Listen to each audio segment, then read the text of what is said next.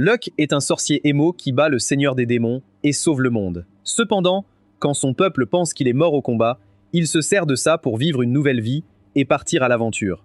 Notre histoire commence juste après que Luck, notre héros Eric, et le guerrier Goran aient vaincu l'armée des démons et son roi après une longue bataille. Eric est soulagé de pouvoir rentrer chez lui, à sa famille et à son nouveau-né, tandis que Goran retrouve enfin sa fille. Luck exprime sa tristesse pour leurs familles qui ont attendu si longtemps, tout en se rappelant qu'il vaut mieux rester célibataire. Cependant, Eric et Goran lui disent qu'avoir une famille est une grande motivation et l'encouragent à fonder une famille. Soudain, ils sentent une horde de démons qui arrivent et réalisent que la bataille n'est pas finie. Luck décide de les affronter seul et dit aux autres de s'en aller, sachant qu'ils n'ont plus d'énergie. Quand ils protestent, Luck lance un sort de terre pour bloquer son échappatoire et s'assurer qu'ils ne peuvent pas intervenir. Eric et Goran refusent de partir, mais Luck leur rappelle qu'ils ont des familles à retrouver, ajoutant qu'ils sont devenus sa famille, ce qui le motive à se battre. Le cœur lourd, Eric et Goran acceptent son sacrifice et lui demandent de ne pas mourir. Luck charge seul les démons. Le temps passe et il fait face à un général démoniaque qui utilise le drain pour lui voler son mana, comme si elle était à son prime. Luck lui rend l'appareil avec un drain, tandis que ses cris révèlent que sa compétence lui permet de copier tout sort de magie. Cela lui redonne mana et santé, et il saisit l'épée du général pour charger le reste de l'armée. Il combat des millions de démons, perdant la notion du temps, utilisant même un sort de mannequin pour obliger son corps à continuer à se battre pendant qu'il dort. Après avoir massacré plus de démons, il bloque une attaque soudaine et puissante. À sa grande surprise, le roi démon a récupéré en quelques jours depuis leur dernière bataille. Pour contrer la magie de feu du roi démon, Luck passe au corps à corps et essaie d'utiliser le drain, mais le roi le bloque avec un sort, le repoussant. Luck ressent ses blessures et sait qu'il doit se rétablir rapidement pour survivre. Le roi démon balaye avec son épée maudite, détruisant l'arme de Luck, mais Luck ne se décourage pas. Sachant qu'il est un sorcier, il charge. Il lance un sort de feu infernal pour forcer le roi démon à se défendre, puis double la mise avec le drain. Cela force le roi à devenir un bacon croustillant ou à perdre sa force vitale. Après des heures de lutte, Luck triomphe, ramasse l'épée restante du roi démon et célèbre. Il s'échappe de la déchirure dimensionnelle avec l'épée, réalisant qu'il a brûlé sa carte d'aventure, ses vêtements et sa richesse, le rendant pauvre. Ne sachant où aller, il marche vers la capitale royale, mais est confus par les changements. En passant devant les gardes, il l'arrête. Mais au lieu de l'arrêter pour indécence publique, il lui donne des vêtements, ce que Luck apprécie. Il se rend chez Goran, qui est maintenant une immense mansarde, mais la sécurité refuse de le laisser entrer. Luck essaye de révéler son identité comme Luck le sorcier, mais le garde le réprimande pour avoir essayé de se faire passer pour quelqu'un d'autre et lui dit de partir. Luck change de plan et se dirige vers la guilde des aventuriers pour obtenir une nouvelle carte. En chemin, il passe devant une statue d'un beau sorcier qu'il ne reconnaît pas. Il demande à un civil qui c'est. Le civil est choqué que Luck ne sache pas, mais en voyant son apparence, suppose qu'il est un clochard de la campagne. Il explique que la statue représente le grand sorcier Luck, qui s'est sacrifié pour sauver le monde des démons, il y a 10 ans. Choqué d'apprendre qu'il a combattu pendant une décennie, Luck se précipite à la guilde pour des informations. Les autres aventuriers ne le reconnaissent pas et essaient de commencer une bagarre, mais Goran apparaît alors soudainement. Les larmes aux yeux, Goran étreint Luck et l'emmène dans un endroit privé, choquant la foule. Goran continue de serrer Luck dans ses bras, exprimant sa joie de le voir revenir après 10 ans. Il lui donne une assiette de nourriture, que Luck dévore avec avidité après avoir combattu le ventre vide pendant une décennie. Cependant, Goran la reprend, lui rappelant d'y aller doucement avec les aliments solides après un long jeûne, et ordonne à son majordome de préparer de la bouillie de riz. Alors qu'ils discutent de sa survie, Luck explique que l'apprentissage du Drain a fait la différence. Le majordome revient avec la bouillie, mais se révèle être Eric, qui a hâte de revoir son ami. Eric étreint Luck en larmes, reconnaissant que son ami a survécu. Puis Eric et Goran notent que bien qu'ils aient vieilli, Luck semble en fait rajeuni. Luck se regarde dans un miroir et réalise qu'ils ont raison. Il conclut que cela s'est produit après avoir absorbé l'énergie du roi démon. Entendre que Luck a vaincu le roi démon les choque tous les deux. Eric l'informe que pendant la dernière décennie, le royaume a préparé son armée pour affronter le retour du roi démon. Mais maintenant que Luck a gagné, ils doivent récompenser ses exploits. Goran est d'accord avec le roi. Luck est surpris d'apprendre qu'Eric est devenu roi après que le précédent ait passé le titre pour avoir repoussé les démons. Goran révèle qu'Eric est roi, mais qu'il est maintenant le grand maître de la guilde des aventuriers, et que Luck a été couronné grand sage et archiduc, le rendant noble. Il parle de la statue, et les deux oncles expliquent que puisque le sculpteur n'a jamais rencontré Luck, il s'est basé sur leur description, donnant une version séduisante de lui. Après réflexion, Luck décide que l'histoire de Luck le sorcier doit rester morte pour qu'il puisse repartir à zéro. Il reçoit une nouvelle carte qui cache son identité et son statut de rang S, indiquant son nom comme Locke, un guerrier de rang F. Goran demande à Locke s'il va s'ennuyer face à des ennemis faibles, mais Locke lui assure qu'il en a assez d'affronter des adversaires puissants après une décennie de combat. En sortant, le majordome de Goran s'excuse pour l'incident précédent au manoir, mais à leur insu, une fille observe l'interaction et entend tout. Plus tard, Locke va à la guilde et rencontre la réceptionniste, Aaron, et lui demande d'approuver sa quête d'extermination de gobelins. Cependant, elle refuse de le laisser entreprendre la quête seul et insiste pour qu'il se joigne à un groupe pour cette quête, considérant qu'il est novice, sans savoir qu'il est en fait de rang S. Juste à ce moment, deux aventuriers de rang F invitent Locke à rejoindre leur groupe, et sans son approbation, Aaron l'approuve, forçant Locke à partir en quête avec eux. Il se présente alors comme Ginny l'archère et Ario le sorcier, tandis que Locke se présente comme épéiste. Le trio part alors loin vers l'habitat des gobelins, suivant le bouche à oreille et voyant les traces au sol, Ginny conclut qu'il y en a 10. En l'observant, Locke est impressionné par ses compétences de scout, mais remarque aussi son manque d'expérience, considérant à quelle vitesse elle estime le nombre de gobelins, ignorant que les traces qu'ils suivent montrent qu'il y a d'autres monstres. Locke envisage de les prévenir, mais décide de ne pas le faire, pensant que c'est bon pour leur expérience, tout en promettant de prendre ses responsabilités et de ne pas les laisser mourir. Un moment plus tard, il trouve le repère des gobelins dans une vieille mine, et Locke prend rapidement les devants, ordonnant à Ginny et Ario de le soutenir, mais de garder leur énergie. Il n'attaque pas avec Locke, qui décapite et brutalise les gobelins dans leur habitat, tandis que les deux novices le soutiennent, choqués de découvrir qu'il y a plus de 10 gobelins. Après les avoir tous vaincus, les deux novices sont fatigués et à court d'énergie, et Ario décide qu'il devrait battre en retraite, ce que Locke estime être une sage décision. Soudain, ils entendent un cri terrifiant, et en vérifiant, ils trouvent un seigneur gobelin. En voyant ce monstre, Locke pense que cela n'a pas de sens qu'un seigneur gobelin soit ici. À ce moment-là, une créature en forme d'écureuil surgit et attaque le seigneur gobelin. Alors qu'elle attaque, elle remarque Locke et les autres et les exhorte rapidement à fuir. Locke ordonne la même chose aux deux novices, et lorsque Ario suit son ordre, il le félicite d'être intelligent et raisonnable. Cependant, Locke observe alors le combat de près, agaçant la fille écureuil, mais Locke lui avertit que son épée n'est pas assez forte, et comme il le dit, son épée se brise. Elle supplie Locke de fuir et sort une autre épée, mais cela tourne mal car son épée est projetée. Voyant cela, Locke en a assez, et il intervient, affirmant qu'il va vaincre le seigneur gobelin tout seul. Le seigneur gobelin crie en réponse, faisant trembler la fille écureuil sous la pression massive de son rugissement, mais Locke se contente de s'agacer et coupe le seigneur gobelin avec aisance, choquant la fille écureuil. Elle change rapidement de ton et se présente comme Sai de la tribu des abeilles de l'Est. Lorsqu'elle demande à Locke qui il est, elle est surprise de découvrir qu'il est simplement un aventurier de rang F, compte tenu de sa force énorme, mais elle choisit de le croire quand même. Elle révèle ensuite qu'elle est une aventurière de rang B et s'excuse auprès de Locke d'avoir été impolie plus tôt, mais Locke balaie cela d'un revers de main, la complimentant pour veiller sur des novices comme lui.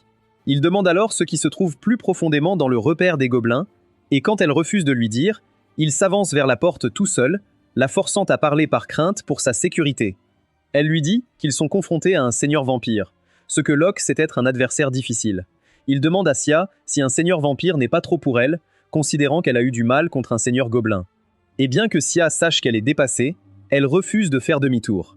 Alors qu'ils avancent vers le repère du seigneur vampire, Sia lui parle de la façon dont sa tribu chasse les vampires depuis des générations, mais qu'il y a quelque temps, son père, le chef de la tribu, a été blessé et qu'un vampire a réussi à s'enfuir.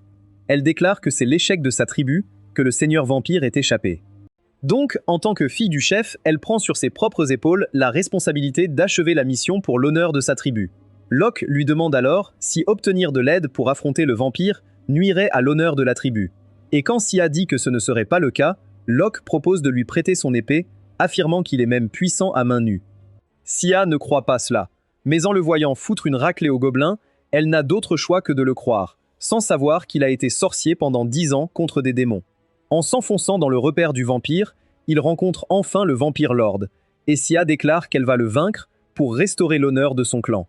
Le vampire rit de sa déclaration, se moquant même de son père qui a échoué à le vaincre et avertit que si elle le défie, il la siphonnera. Quand le vampire lord aperçoit Locke, il comprend que Locke est humain.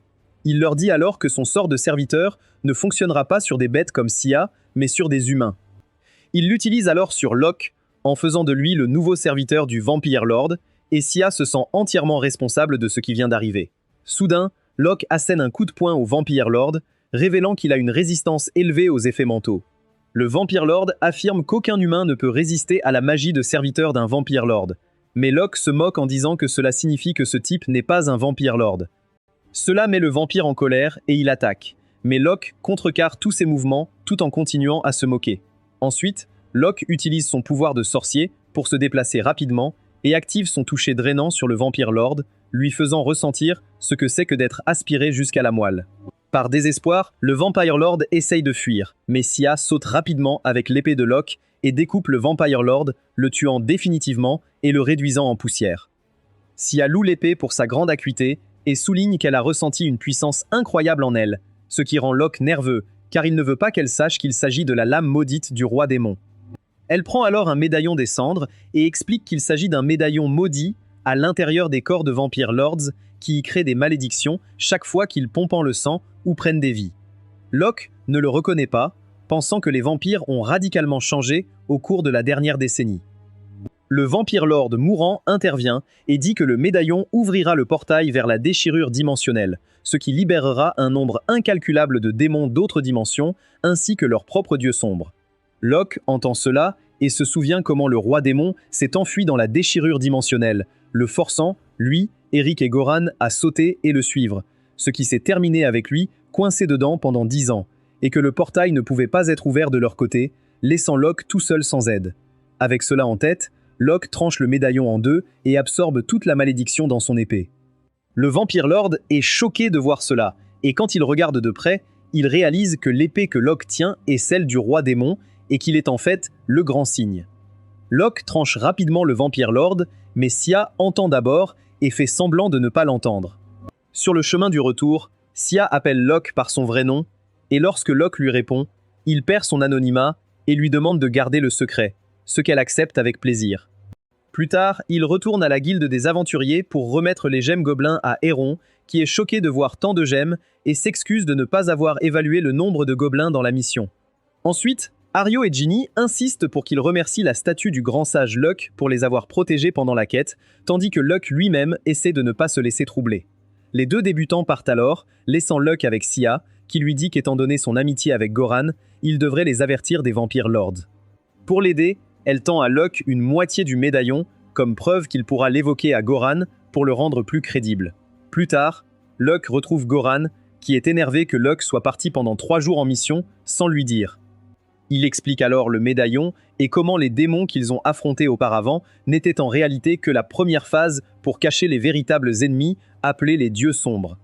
Goran prend alors le médaillon, promettant de faire examiner et remercie Luke d'avoir protégé les aventuriers débutants. Luke part ensuite se reposer et tombe sur une fille blonde qui s'éloigne rapidement, agacée.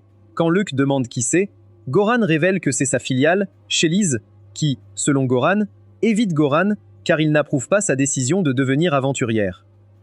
Goran demande ensuite à Locke un service pour veiller sur elle, sachant que dans quelques mois, Chalice deviendra aventurière, et Goran ne peut pas toujours garder un œil sur elle à cause de son rôle de grand maître. Le lendemain matin, pendant que Luke prend son petit déjeuner, Chalice s'assoit en face de lui pour l'interroger sur sa vraie identité. Mais à la surprise de Locke, elle ne l'accuse pas d'être le grand saint, mais l'accuse d'être l'enfant illégitime de Goran. Locke lui dit rapidement qu'elle a tort, mais Chalice refuse de croire ses mots et énumère 3 choses qui soutiennent son soupçon. D'abord, elle affirme que Goran a attendu que sa femme soit partie avant d'inviter Locke chez lui. Deuxièmement, elle dit que Goran a été extrêmement heureux dernièrement. Et enfin, quand Locke est parti en mission, Goran a passé les 3 jours à s'inquiéter pour lui. En entendant cela, Locke réalise que la famille de Goran est au bord de l'effondrement, et il voit le majordome de Goran le fixer comme pour lui dire de régler le malentendu.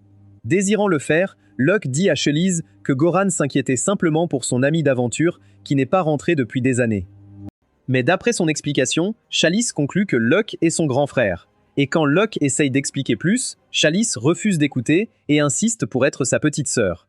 Il essaye ensuite une méthode différente et lui montre sa carte d'aventurier, qui prouve qu'il n'est pas membre de sa famille. Cependant, elle reste encore dans l'incompréhension et pense que Goran a refusé de l'accepter. Elle assure donc à Luke qu'elle l'aidera à devenir l'enfant légitime de Goran. Outré par cette folie, Luke lui montre sa véritable carte d'aventurier, qui révèle qui il est vraiment, et elle est surprise de découvrir qu'il est réellement le grand saint lui-même. Mais avec cette information, elle se méprend à nouveau et conclut que le grand saint est son frère aîné, affirmant même que sa statue ressemble au visage de Goran, ce qui implique qu'ils sont liés. Après quelques échanges, elle comprend enfin la vérité et s'excuse auprès du grand saint, ce qui montre à Luke exactement pourquoi Goran ne veut pas que sa fille devienne une aventurière.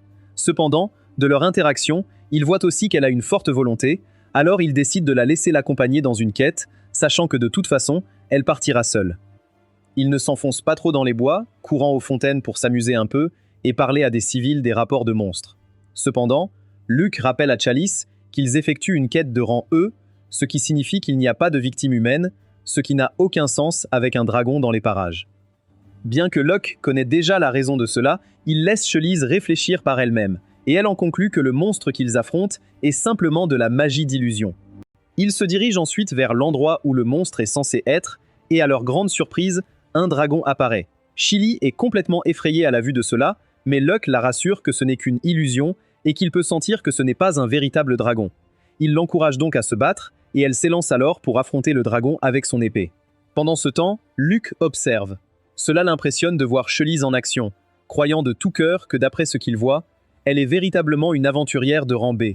Il détourne alors son attention vers le dragon, et d'après ce qu'il remarque, le dragon est une haute illusion créée par une intense quantité de mana, capable de bloquer et de contrer les attaques de Chalice, faisant croire aux gens qu'elle est réelle. Le dragon brûle ensuite Chalice, et, une fois qu'elle est hors de combat, Luke intervient en utilisant ses divers sorts, il attaque le dragon et l'aspire avec son toucher drainant. Il dit alors à Chalice de cesser de rouler dans son feu imaginaire, et lui enseigne que les attaques physiques ne fonctionneront jamais contre une illusion. Elle lui demande ensuite comment vaincre une illusion, et il lui dit de trouver le lanceur et de le vaincre. Il se tourne alors vers la forêt et s'adresse au lanceur caché, lui demandant de sortir. Il tente de raisonner le lanceur, disant qu'il sait qu'il ne veut aucun mal et qu'il a créé l'illusion pour éloigner les gens de quelque chose. Quand le lanceur ne répond pas, Locke le prévient que s'il ne sort pas maintenant, la guilde enverra quelqu'un d'autre pour les traquer. À ce moment-là, un portail s'ouvre et le lanceur en sort, révélant qu'il est un démon, ce qui agace rapidement Chalice. Mais Locke fait plutôt l'éloge du lanceur, disant à quel point son illusion est incroyable, puis il se présente ainsi que Chalice. Chalice demande si le lanceur n'est pas maléfique, et Locke l'informe que cette idée selon laquelle les démons sont mauvais est erronée, car en réalité, ce sont des êtres puissants qui détestent se battre. Le lanceur se présente alors comme Luciara, et il conduit le duo vers ce qu'il cache.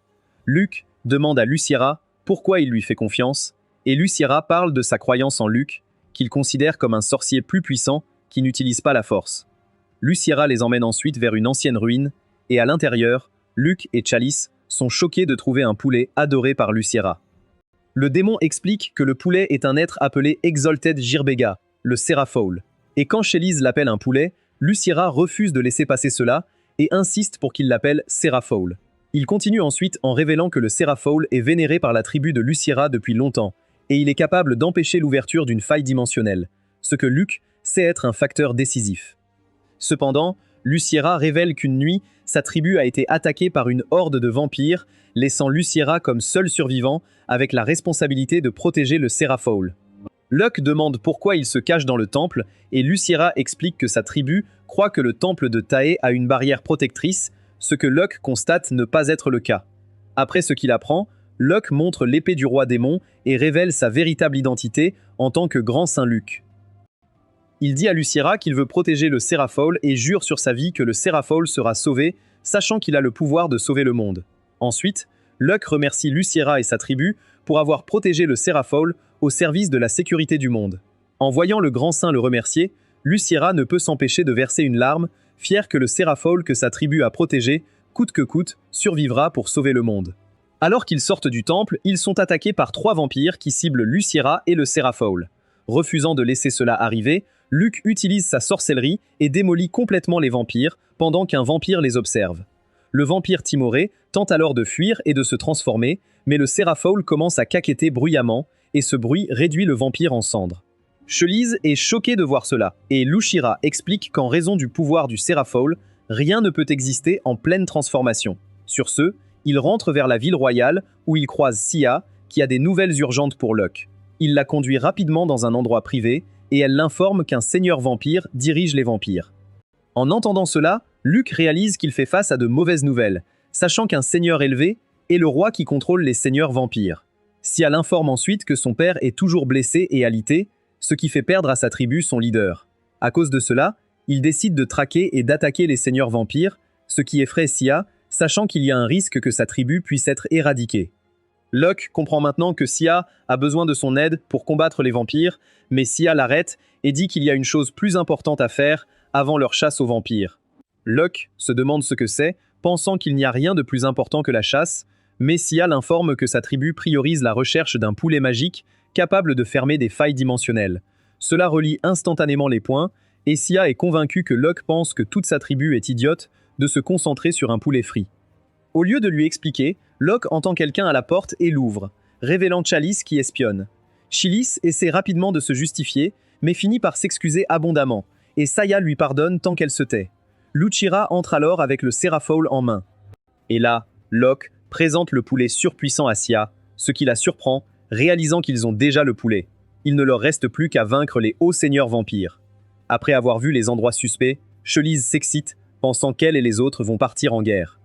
Cependant, Locke lui dit qu'elle ne viendra pas. Lorsqu'elle lui demande pourquoi, il lui ment, disant qu'ils ont besoin de leur guerrière la plus puissante pour protéger le poulet, ce que Chelise croit et accepte. Juste à ce moment-là, ils entendent Goran arriver, et Chelise court rapidement pour le saluer.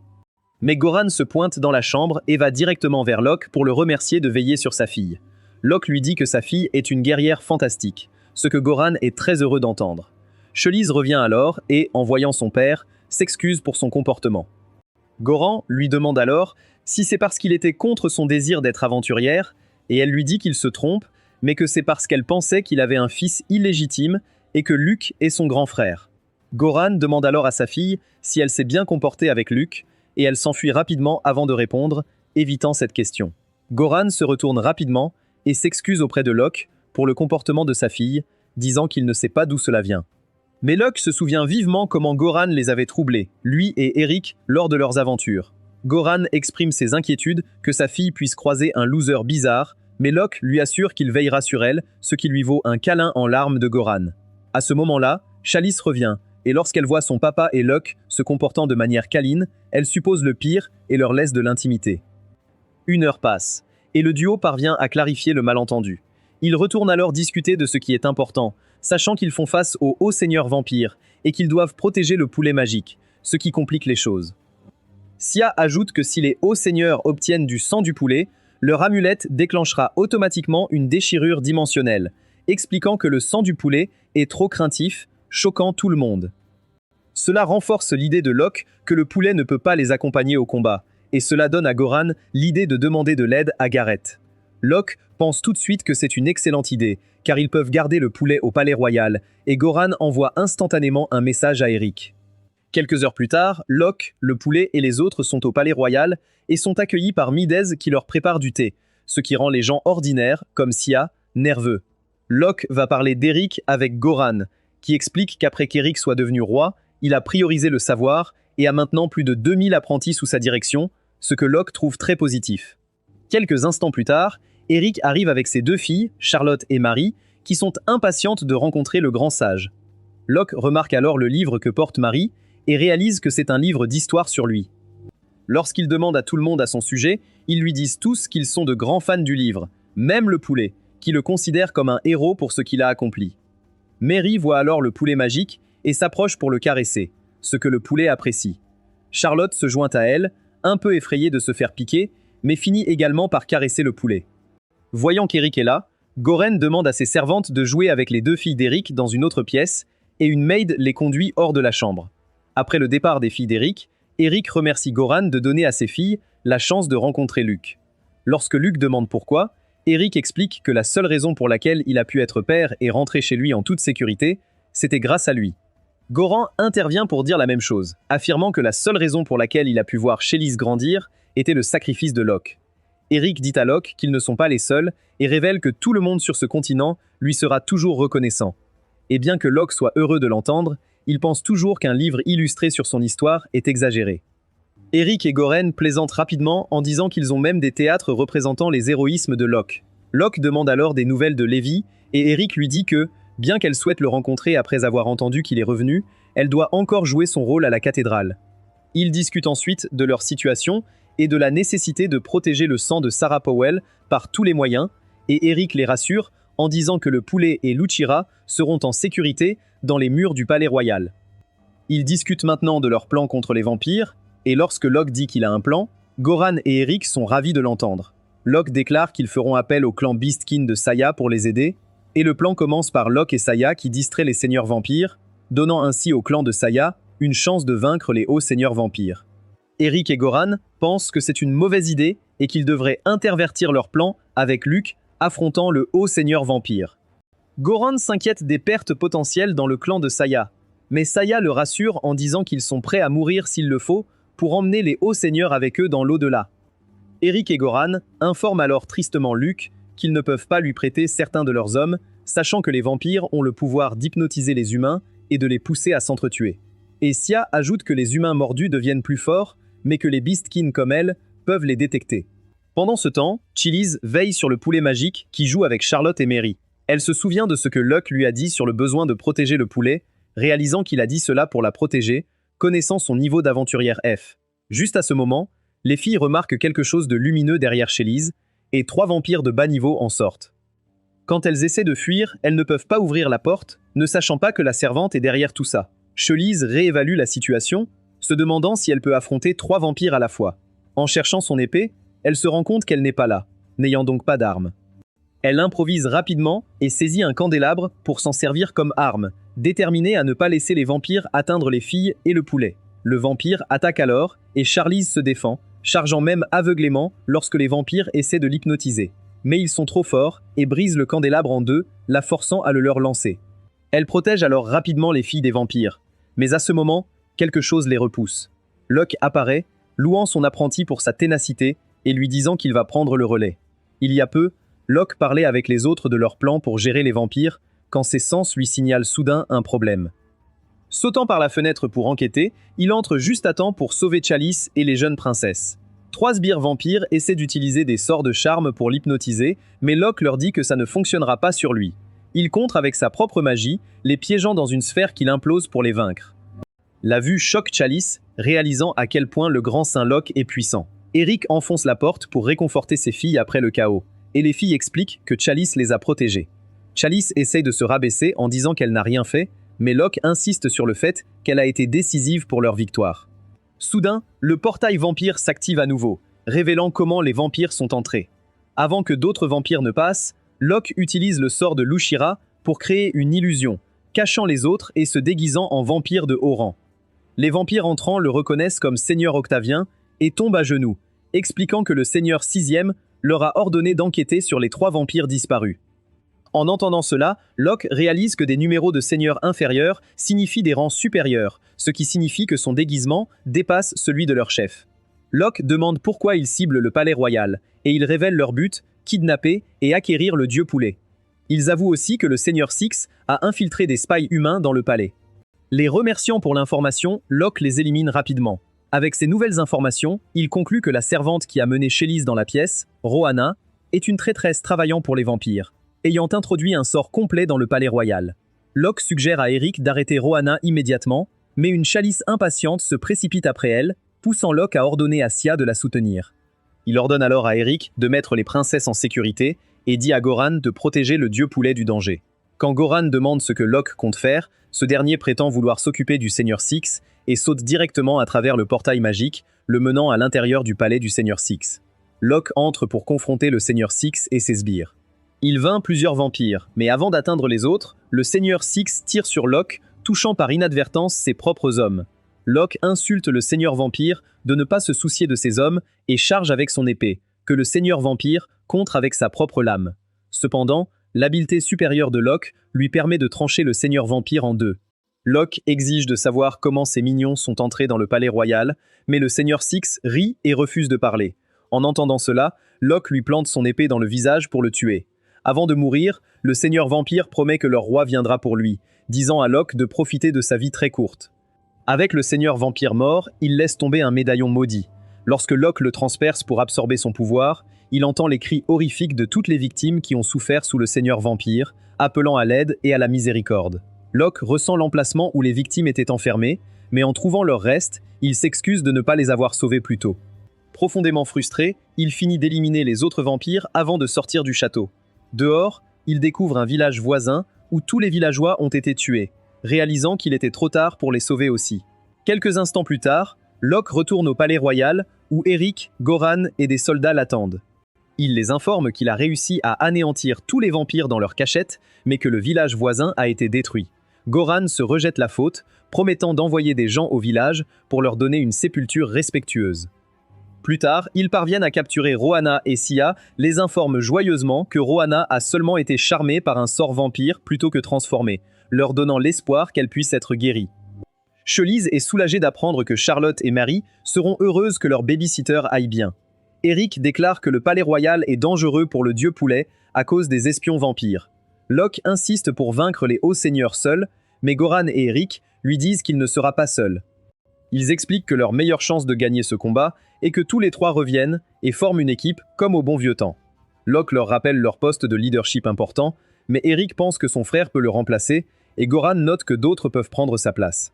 Le trio décide de vaincre les hauts seigneurs ensemble, tandis que Sia les observe avec émerveillement. Juste avant de partir, Chalice demande à les accompagner, mais Goran lui dit franchement qu'elle ne fera que les gêner.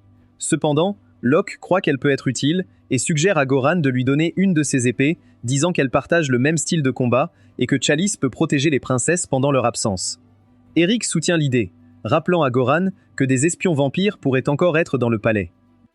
Peu après, des vampires de bas niveau apparaissent, cherchant à voler le dieu poulet à Lucira. Chelise montre son talent, se souvenant comment Locke lui a dit de frapper avant que les vampires n'utilisent leur sort de charme. Les vampires se concentrent sur Lucira et le dieu poulet, mais Lucira les réduit en cendres, révélant que le dieu poulet n'est en fait pas avec lui. Pendant ce temps, Locke, le dieu poulet et le reste de l'équipe atteignent la base du Haut Seigneur, laissant Eric en colère de découvrir que leur base est construite si près de son palais royal. Juste à ce moment-là, un autre humain poilu se présente, et Sia révèle qu'il est l'un des chefs des tribus Beastkin. Ils discutent alors des stratégies et décident d'envoyer les Beastkins distraire les vampires pendant qu'ils s'attaquent au Haut Seigneur. Le chef Beastkin dit à Sia que c'est sa chance d'honorer son père et elle lui assure qu'elle ne décevra pas les siens. Avant de continuer, Locke tend à Sia l'épée utilisée par le seigneur vampire, disant qu'elle la rendra plus forte. En recevant ce cadeau, Sia exprime sa gratitude. Lorsque le soleil se couche, il s'approche de la base cachée sous des sorts d'illusion. Alors Locke utilise sa magie pour révéler l'entrée. À l'intérieur, il commence à semer le chaos avec Goran, brûlant les vampires avec son épée en flammes, tandis que Sia les regarde avec émerveillement, voyant le Vanguard légendaire en action. Ensuite, ils sont sur le point d'atteindre l'endroit où se cache le Haut Seigneur. Mais lorsqu'ils se retournent, ils voient 30 seigneurs vampires bloquer leur sortie. Locke s'avance, prêt à les combattre. Mais Eric et Goran se mettent devant lui, lui ordonnant de les laisser derrière et de vaincre le Haut Seigneur. Locke essaye de refuser de les laisser, mais le duo lui dit combien ils veulent rembourser ce qu'il a fait pour eux il y a 10 ans. Maintenant, ils ont une chance de le faire. Avec ça, Locke et Sia entrent, affrontant le Haut Seigneur, dont Sia peut sentir l'aura au premier coup d'œil. Ils remarquent une cage derrière le Haut Seigneur, mais ne peuvent pas voir ce qu'il y a à l'intérieur. Mais le Haut Seigneur attaque Locke et loue ses réflexes pour avoir pu le bloquer. Le Haut Seigneur essaie d'utiliser le charme, mais Locke lui dit que le charme ne marche pas sur lui. Locke attaque alors, et le Haut Seigneur essaie de bloquer, mais son sort de défense se fissure, ce qui fait que le Haut Seigneur se fait couper. Saya essaye de profiter de ça, mais le Haut Seigneur lui dit qu'elle est trop lente. Cependant, Locke intervient également et coupe sa main gauche pendant qu'il est distrait. Ici, Sia croit que leur travail d'équipe peut vaincre le Haut Seigneur, mais à leur grande surprise, le Haut Seigneur fait repousser sa main coupée en disant que son épée ne fonctionnera pas sur lui. Dehors, Goran et Eric cherchent à éliminer les vampires de bas niveau, mais alors une vampire voluptueuse apparaît et utilise le jutsu des clones d'ombre contre Eric. Il est convaincu que tous les deux ne suffisent pas, mais un troisième apparaît et mord sa nuque, ce qui l'excite à vouloir un beau garçon comme Eric en esclave vampire. Cependant, il tranche ses clones, disant que la seule méchante qu'il va briser, c'est sa femme, et révèle que le sang d'un héros est très résistant à la morsure d'un vampire, avant de mettre enfin un terme à cette vampire. De retour dans la bataille à l'intérieur, Locke remarque que le Haut Seigneur bouge plus lentement depuis qu'il a dû faire repousser sa main. Donc, lui et Sia se coordonnent pour attaquer le Haut Seigneur, réussissant à mettre Locke en position d'utiliser le toucher drainant sur le vampire. Locke suit rapidement en tranchant le vampire en deux, et quand le vampire essaye de s'échapper, le Seraphol utilise son pouvoir pour l'en empêcher. Cependant, cela révèle où le Seraphol se cachait. Le vampire s'apprête à obtenir le sang du dieu poulet, mais Locke réagit vite et se déplace, utilisant son sort mannequin pour forcer son corps à avancer. Locke sait qu'il doit détruire la source de cette immense pression. À ce moment, Sia parvient à bouger pour attaquer le vampire, distrayant celui-ci et donnant une chance à Locke d'agir. Cependant, le vampire parvient à attraper son épée, disant que Locke n'a aucune chance contre sa puissance amplifiée et qu'il devrait simplement lui remettre le Seraphol. Mais Locke lui dit de regarder sa propre main et, à la surprise du vampire, il saigne et une barrière sacrée retient les bénédictions divines venues tout droit de l'Église, qui fait un sermon pour envoyer ses pouvoirs sacrés. Face à cela, Locke en a assez du vampire, le tranche en deux et lui coupe la tête. Lorsque le vampire tente à nouveau de fuir, le Seraphol utilise son pouvoir pour mettre fin au vampire une bonne fois pour toutes. Avec la menace disparue, Locke et Sia se remercient pour leur travail d'équipe, puis ils se rendent à la cage qu'ils avaient vue plus tôt et trouvent un loup à l'intérieur. Sia reconnaît ce louveteau comme une bête sacrée qui a les mêmes ancêtres qu'elle, ce qui installe un grand respect entre les deux espèces. Entendant cela, Luke demande si le loup a un pouvoir spécial comme le Seraphol, et Sia lui assure que non, mais que le loup est extrêmement intelligent et comprend même leur langue, ce qui est la raison pour laquelle les vampires l'ont enfermé et ont probablement fait des expériences sur lui. Éprouvant de la compassion pour le pauvre animal, Locke décide de le libérer de la cage, mais il est surpris de trouver le loup profondément endormi et refusant de se réveiller. Sia lui rappelle qu'il a utilisé un sort de sommeil sur toute la grotte avant d'entrer, donc Locke utilise un sort d'annulation pour rompre son sort précédent de sommeil. À peine le loup se réveille, il voit Locke et se précipite vers lui, voulant lui sauter à la tête. Sia réagit rapidement et dit au loup qu'il est maintenant en sécurité et que Locke est la personne qui l'a sauvé et libéré de sa cage. Le loup recule rapidement comme s'il s'excusait, et Locke comprend qu'il devait avoir peur. Il lui dit donc qu'il est maintenant libre. En quelques secondes, le loup tourne autour, heureux de retrouver sa liberté. Ils sortent ensuite de la chambre pour trouver Eric et Goran victorieux face aux autres vampires, et Luke dit à Eric de remercier Leafy pour l'aide apportée face à la bénédiction divine du dieu des ténèbres. Mais Eric insiste pour que Locke lui dise lui-même, sachant qu'elle sera heureuse. Locke demande alors à Eric s'il lui a demandé de faire cela, mais il dit simplement qu'elle l'a fait toute seule, considérant qu'elle est sa femme. Sur ce, il quitte les ruines et retrouve les autres bêtes qui ont mené une bataille acharnée contre des vampires de bas niveau. Ils acclament à la vue de Locke et des autres, et Eric dit à Locke qu'il l'applaudisse, mais Goran pense que c'est au roi de prendre cette responsabilité. Suivant ce conseil, Eric se lève en tant que roi et leur rend l'appareil, ce qui provoque un rugissement collectif pour leur victoire, tandis que Locke s'habitue encore à se battre avec d'autres après ses 10 années de combat en solo. Par la suite, Locke et les autres retournent chez eux au royaume, avec le loup les suivant et se faufilant derrière eux, ne voulant pas se faire attraper. Goran dit à Locke que le loup les suit. Locke confronte donc le loup, lui disant qu'il est maintenant libre de faire ce qu'il veut. Sia informe Locke qu'il semble que le loup décide de le suivre, et les autres encouragent Locke à accepter, considérant que, tout comme lui, le loup n'a pas de famille. Après avoir entendu leurs conseils, Locke s'approche du loup, le caresse et l'accepte comme un membre de sa famille. Ils arrivent ensuite en ville, où les filles d'Eric les accueillent, et les filles les informent que Chélise et Luciera ont pleinement accompli leur devoir pour les protéger. Ils remarquent alors tous les joyaux de vampires sous les pieds de Chélise et sont impressionnés de découvrir qu'ils ont vaincu environ 20 vampires. Mais ensuite, Locke est encore plus étonné de constater qu'elles ont même affronté des archivampires, voyant qu'il y a quelques joyaux qu'elles ont obtenus en les vainquant. Et Locke la félicite, disant que cela prouve qu'elle est vraiment la fille de Goran. Pendant ce temps, Goran ne peut s'empêcher de cacher son visage tout en flattant sa propre fille, étant secrètement embarrassé, mais aussi totalement fier d'elle. Voyant combien de vampires ont réussi à s'infiltrer dans le royaume, Eric insiste sur le fait qu'ils doivent renforcer leur défense, mais cela donne une idée à Locke. Il lui suggère d'ajouter des Beastkins comme Sia dans l'armée de la garde royale. Étant donné que les Beastkins ne peuvent pas être hypnotisés ou affectés par les vampires, Eric croit fermement que c'est une bonne idée, insistant même qu'il commencera à recruter, et Sia est plus que fière de savoir que ses semblables auront cet honneur. Puis Eric évoque les récompenses et dit que Locke devrait en recevoir une aussi, alors il demande à Locke ce qu'il veut vraiment. Après avoir réfléchi un instant, il demande une maison pour y vivre, considérant qu'il a une famille maintenant avec le loup, le poulet et Luciara à ses côtés. Loin de là, une petite fille aux cheveux rouges fait de son mieux pour survivre, vivant dans la rue et cherchant ce qu'elle peut pour vivre. Elle n'a pas été repérée par des types effrayants qui la poursuivent, mais elle parvient à s'échapper dans le sous-sol de quelqu'un. Un peu plus tard, Locke se voit présenter sa nouvelle maison, qu'il trouve trop grande malgré son statut royal. Lui et les autres explorent la maison et commencent rapidement à diviser les tâches pour la nettoyer. Luciara et le poulet vont alors choisir une chambre, ce que Locke approuve. Mais à sa grande surprise, Chelise choisit également une chambre, insistant pour vouloir y rester, ce à quoi Locke refuse d'accepter, considérant qu'elle a sa propre maison. Locke discute alors avec Goran, qui informe Locke que la maison a un donjon, et après l'avoir vu, Locke décide d'en faire sa chambre et celle du loup, Garbe. Cette nuit-là, Locke est réveillé par Luciara, qui lui informe qu'il a entendu un bruit horriblement étrange venant du sous-sol. Étant le chef de famille, Locke va vérifier avec Luciara et le poulet à ses côtés.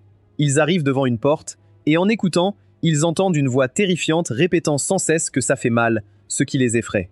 Luciara se demande si le bruit vient d'un mort-vivant, et Locke lui conseille d'être prudent en ouvrant la porte. Face à l'obscurité totale, Luciara utilise sa magie lumineuse pour les aider à voir. La première chose qu'il aperçoit est une vision terrifiante, alors il crie de peur. Cependant, Locke lui demande d'utiliser à nouveau sa magie lumineuse, et quand Luciara le fait, il découvre enfin que c'est juste la fillette aux cheveux rouges, suspendue à l'envers, les pieds coincés dans une corde, suppliant de descendre. Locke s'approche pour l'aider, et quand Luciara voit ses vêtements, il suppose qu'elle est une cambrioleuse et insiste pour qu'il l'emmène aux autorités. Mais Locke affirme fermement qu'il devrait d'abord l'écouter. Après s'être calmée, la fille se présente sous le nom de Milka et explique qu'elle pensait que l'endroit était abandonné et qu'elle avait besoin d'un endroit pour dormir. Locke lui demande si elle n'a pas de lieu où rester, et Milka confesse qu'elle est orpheline depuis longtemps et qu'elle était sous la garde de son grand-père. Mais le vieil homme est également décédé récemment et il avait des dettes qui ont rendu Milka sans abri. Locke demande si Milka s'est enfuie parce qu'elle pensait que les créanciers allaient faire d'elle une esclave pour rembourser la dette. Mais Luciara lui fait savoir que l'esclavage a été aboli il y a 10 ans par leur roi, et en entendant cela, Locke est heureux de savoir qu'Eric est un grand roi. Locke demande alors comment Milka est entrée dans le sous-sol, et elle révèle qu'elle y est entrée via les égouts qui sont connectés au manoir. En voyant cela, Locke réalise son erreur de ne pas avoir vérifié les portes secrètes et les pièges dès son emménagement, ce qu'il attribue à ses compétences de reconnaissance médiocres. Par curiosité, Locke décide d'aller vérifier, et Luciara et Milka insistent pour l'accompagner. Là-dedans, ils se demandent où mène le passage et pourquoi il a été créé, sachant que le manoir dans lequel ils vivent n'appartient pas à des royaux. Milka leur montre alors le trou par lequel elle est entrée dans le manoir. Et en vérifiant le trou dans le mur, ils soupçonnent qu'il s'est effondré tout seul. Ils décident donc de continuer à travers le passage et de reboucher le trou plus tard. Avant de continuer, Milka demande gentiment à Locke de la laisser dormir dans les égouts pour le moment, disant que cela la protégera des dangers et que les créanciers ne pourront pas l'atteindre. Mais Locke insiste pour qu'il découvre d'abord où mène le passage. Milka propose alors de marcher devant eux, juste au cas où il y aurait des pièges qui les attendent, pour que cela donne une chance à Locke et Luciara de fuir si elle est attrapée. Mais Locke lui caresse affectueusement la tête et dit qu'il ne laisserait jamais quelqu'un comme elle prendre cette responsabilité.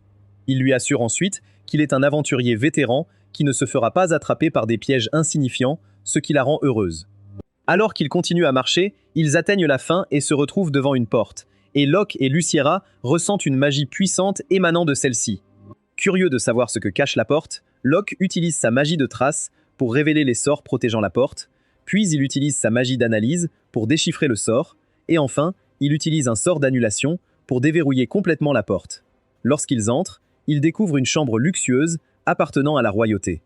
Mais ensuite, ils entendent quelqu'un s'approcher de la porte, et ils se cachent rapidement pour voir qui c'est. À leur grande surprise, il s'avère que c'est Eric et que le passage mène à son palais royal. Locke dit alors aux autres de sortir, et bien qu'Eric reconnaisse Luciara, il est confus de voir un nouveau visage en Milka, mais il l'accueille chaleureusement. Après que Locke explique à Eric toute l'affaire, Eric révèle la vérité sur la façon dont le passage a été créé, parce que son grand-père, le vieux roi, avait une liaison avec une baronne veuve et qu'il a créé le passage et la maison pour elle, afin de pouvoir aller chez elle, la séduire et rentrer chez lui sans se faire attraper par la reine. Locke demande ensuite pourquoi la maison était vide en premier lieu, et Eric explique que c'était parce que la baronne n'avait qu'un seul héritier et qu'il a été adopté par l'oncle d'Eric. Ils discutent ensuite du passage, et Eric admet qu'il ne voit pas d'inconvénient à avoir un passage secret vers la maison de Locke, car cela le fait se sentir en sécurité. Cependant, il souligne que les égouts posent problème. Alors Locke lui dit qu'il va utiliser sa magie pour les sceller. Après l'avoir fait, il s'apprête à rentrer chez eux, mais Milka tombe sur le sol et s'endort. Locke comprend que c'est parce qu'il est tard et qu'elle est fatiguée, alors il la prend dans ses bras. Lucira demande alors gentiment à Locke de laisser Milka vivre dans leur manoir, mentionnant que le fruit que Milka mangeait n'était pas comestible et que Milka n'a rien. Mais Locke lui assure que c'était son intention depuis le début, ce qui fait plaisir à Lucira. Le lendemain matin, Milka se réveille dans une chambre, et quand elle sort, elle est confuse de voir qu'elle est dans un manoir. En se demandant où elle est, elle entend son ventre grogner, mais ensuite, un grognement se fait entendre derrière elle. En se retournant, elle est accueillie par Garb, qui se précipite vers elle, la faisant crier. Cela réveille Locke. Et quand il les trouve, il fait l'éloge de son loup de compagnie pour garder la maison, mais lui demande de traiter Milka comme une invitée. Tout le monde sort alors à cause du tumulte. Et Locke profite de cette occasion pour présenter leur nouvelle colocataire, Milka, qui est ravie d'entendre cela. Tout le monde se présente à Milka, et Locke lui confie des tâches ménagères pour le manoir, que Lucira est ravie de lui expliquer, voyant la famille grandir. Ensuite, ils prennent le petit déjeuner, où Milka mange avec bonheur tout ce qu'elle voit, goûtant au plat délicieux. Goran est étonné de voir que Locke a déjà ajouté un nouveau colocataire. Ils parlent ensuite du passage, et Luke leur explique qu'il prévoit de l'utiliser comme chemin de fuite pour la maison et les rois en cas de problème. Pendant ce temps, Milka se régale, et Chalice lui propose plus de nourriture. Quand Milka appelle Chalice sa grande sœur, Chalice fléchit et est ravie d'avoir une petite sœur. Ils discutent de leurs prochaines étapes, et, pendant qu'ils assignent à Lucira le nettoyage et la mise en place du manoir, Locke et les autres vont acheter des provisions. Quand ils arrivent dans un magasin, Locke demande à Milka et Garb d'attendre à l'extérieur pendant qu'il et Chalice achètent des fournitures. Mais pendant leur absence, Milka pense qu'il est judicieux d'acheter des produits de nettoyage, alors elle va jeter un œil à un magasin seul. Mais là, elle se fait confronter par quelqu'un. Quand Locke et Chalice terminent leur course, ils réalisent que Milka a disparu et découvrent rapidement que des types inquiétants l'ont emmenée. Locke assigne alors rapidement Garb pour la retrouver. Dans la ville, les voyous exigent plus d'argent de Milka pour payer la dette de son grand-père. Mais Milka leur dit que Locke lui a dit qu'elle n'avait pas à payer la dette de qui que ce soit. Juste au moment où les voyous s'apprêtent à devenir agressifs, Locke apparaît et leur dit qu'elle n'a pas à payer pour la dette de qui que ce soit. Un voyou parle alors de la manière dont ils vont la réduire en esclavage. Mais Locke attaque ce type et rapidement élimine les deux autres, libérant Milka dans les bras de Chalice. Utilisant une de ses compétences, Locke se transforme en l'un des chefs des voyous et interroge le voyou pour connaître leur motivation. Le voyou avoue qu'il travaille pour un homme nommé Canvedo, qui dirige un groupe de traite des esclaves, et que ce gars prévoyait de transformer Milka en esclave. Après que Locke l'a mis hors de combat, il emmène les voyous aux autorités. Quand Locke questionne à propos de ce gars Canvedo, l'autorité leur explique qu'il s'agit d'un trafiquant d'esclaves qui a des liens avec les royaux. Donc, il est impossible qu'il soit arrêté. Pendant ce temps, Canvito entend des nouvelles sur l'échec des voyous à capturer Milka, alors il ordonne à ses hommes de déplacer les autres esclaves dans un endroit sûr, et il engage d'anciens aventuriers comme ses hommes de main pour garantir la sécurité. Cette nuit-là, alors que les esclaves sont déplacés, Luke se présente pour affronter Canvito, se présentant comme un aventurier de rang F. Canvedo envoie ses hommes contre Luke, mais Luke les défait tous facilement sans transpirer. Les hommes de main de Canvedo se lèvent alors, révélant avec confiance qu'ils sont des aventuriers de rang B. Mais avant que Locke n'engage le combat, Chalice et Sia s'avancent et déclarent qu'elles vont s'en occuper. Les deux voyous méprisent les filles en disant que de simples servantes ne peuvent jamais vaincre des aventuriers de rang B comme eux. Lorsqu'ils chargent, un voyou cible Chalice et feinte délibérément pour piéger Chalice en cherchant une ouverture. Cependant, Chalice le bloque et commence à frapper, le forçant à se défendre. Cela lui provoque une douleur dans la main et il se demande si cette fille est vraiment une aventurière de rang F. Pendant ce temps, l'autre voyou est complètement débordé par Sia, qui saute autour de lui et parvient à le blesser 2 fois, semant la peur chez le voyou. Le voyou tente alors de se déplacer rapidement, mais Sia le neutralise rapidement, le laissant au sol. Le voyou lui demande qui elle est, et quand elle se présente comme chasseuse de vampires, il réalise qu'il a fait une erreur. Pendant ce temps, l'autre voyou essaye de fuir par désespoir, mais Chalice le défait facilement. Les voyant vaincus, Canvito tente d'utiliser les esclaves comme des otages, mais Luke l'arrête rapidement et le met hors de combat pour ce qu'il a fait à Milka. Les filles sauvent rapidement les esclaves, et lorsque les autres voyous essaient de fuir, Garb est là pour les forcer à se rendre par la peur. Canvito tente désespérément de menacer Locke, disant qu'il connaît tout leur noble véreux et qu'il utilisera ses connexions pour faire disparaître Locke. Mais Locke l'ignore simplement et lui dit de continuer à jacasser dans sa cellule. À ce moment-là, Milka et les autorités apparaissent et sont choqués de voir Canvito et toute sa bande vaincus par seulement 3 aventuriers. Locke couvre rapidement ses traces, disant que les filles ont fait tout le travail et qu'il a simplement aidé, s'assurant que sa véritable identité ne soit pas exposée. Canvito tente alors d'utiliser ses connexions pour faire arrêter Locke et les filles, mais cette autorité est irréprochable et refuse de se plier à ses paroles. Les esclaves retrouvent leur liberté et Aaron, la réceptionniste, assure à Luke qu'elle s'occupera bien d'eux. Avec les esclaves en sécurité, Luke et les autres entrent et trouvent des preuves contre Canvito ainsi que son or. Mais ensuite, Garb détecte quelque chose dans un coffre au trésor et pendant que Canvito leur demande de ne pas l'ouvrir, Locke utilise sa magie pour l'ouvrir et est surpris de trouver un morceau de jambon qui fait même baver Garb. Sia intervient et explique que cette viande en forme de jambon est en fait la chair d'une bête sacrée comme Garb et qu'elle peut provenir de licorne ou de Pégase. Mais comme elles ont été abattues horriblement, cela devient un juju maudit utilisé généralement pour des rituels visant à tromper l'esprit de quelqu'un ou même à invoquer des démons, rendant ce jambon extrêmement illégal, au point d'envoyer Canvedo en prison pour le reste de sa vie. Locke félicite Garb pour le joli coup, mais le pauvre toutou est déçu d'apprendre que le jambon sera saisi. Ensuite, les criminels sont ramenés en prison. Mais Locke sait que malgré Canvedo, ce jambon dangereux prouve qu'il y a quelqu'un derrière tout ça. Inconsciemment pour eux, une chauve-souris a tout vu et fait rapport à son maître, un vampire de haut niveau, sur Luke et son équipe. À cause de cela, sous le manoir de Luke, juste derrière le trou que Luke a réparé avec de la magie, ce vampire a envoyé sa petite armée s'y cacher. Plusieurs heures plus tard, Locke et les autres retournent au manoir et sont accueillis par Luchira. Chalice arrive avec un sac plein de vêtements et invite Milka à venir nettoyer les toilettes, ce qu'il est ravi de faire. Pendant qu'il nettoie, Luke et les autres vont au sous-sol pour bien réparer le trou avec des outils et du ciment et utilisent la magie pour le renforcer. Une fois terminé, ils vont à la porte secrète du palais et Sia félicite Locke pour avoir scellé cette entrée avec sa magie. Mais Locke l'informe qu'il a déjà promis à Eric de construire une issue pour sa famille à travers ce trou. En utilisant la magie, il dissipe son propre sceau. Mais avant qu'il ne détruise le mur, quelqu'un le frappe, les surprenant. En regardant à travers le trou, il découvre que c'est la faille. En voyant Locke, elle recule rapidement, permettant à Locke et aux autres de s'approcher.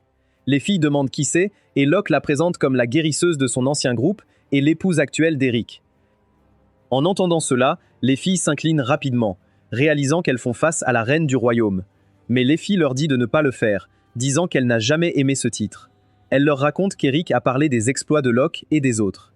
Elle les remercie et Luchira et Sia se sentent honorés. Léfy se tourne alors vers Locke et souligne à quel point il n'a pas changé, affirmant même qu'il est injuste qu'il ait rajeuni. Block lui demande ce qu'elle fait ici, et elle révèle qu'Eric lui a dit de ne pas venir, mais qu'elle a décidé de s'introduire quand même. Locke explique donc qu'il a été chargé de réparer le mur et qu'Eric ne veut probablement pas qu'elle se blesse. Soudain, Eric arrive en courant, et sa reine exige immédiatement une explication sur cette entrée secrète du château. Eric essaye d'expliquer, mais cela ne fait que lui donner l'air de cacher des mers secrètes. Locke intervient vite pour le sauver et explique à Léfy la vérité sur ce qui s'est passé. Cela la calme en sachant que le trou a été créé par le roi il y a 2 générations et elle gronde Eric de ne pas lui en avoir parlé. Locke répare ensuite le trou et le couvre avec une porte faite d'un immense bouclier impénétrable qu'il a acheté. En utilisant la magie, Locke demande à Eric et à sa famille de mettre leur marque sur son sceau, assurant qu'ils sont les seuls à pouvoir ouvrir et fermer les portes en cas d'urgence. Cependant, Eric demande à Locke de faire de même, déclarant qu'il se sent plus à l'aise sachant que quelqu'un comme Locke a accès au palais. Après que tous aient mis leur marque sur les sceaux, Locke termine le sort, mais Goran surgit soudain de la porte, choquant Locke. Goran explique que Chalice lui a dit où Locke était parti, mais Locke y voit une bonne occasion de donner à Goran aussi l'accès. Cependant, Léfy ramène l'attention sur eux, soulignant qu'ils sont tous réunis et que Sia est émerveillée de voir le groupe légendaire. Ensuite, Léfy leur demande de s'asseoir et de préparer du thé, ce que Sia et Luciera estiment ne pas mériter, étant donné que c'est préparé par la reine. Léfy emmène ensuite ses 2 filles hors de la pièce pour laisser Locke et les autres discuter. Avant de partir, Luffy fait quelque chose qu'elle voulait faire depuis longtemps, c'est-à-dire l'accueillir chez lui.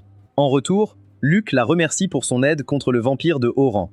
Milka est gênée par ses vêtements, mais Luke et les autres lui assurent qu'elle est superbe, ce qui lui redonne confiance. Il se prépare ensuite pour le dîner, et Milka, trop excitée, glisse. Les autres l'aident vite, et Luke est heureux de voir sa famille se rapprocher. N'oubliez pas de rester à l'écoute pour les prochains épisodes et de partager votre personnage préféré en commentaire si vous attendez le suivant.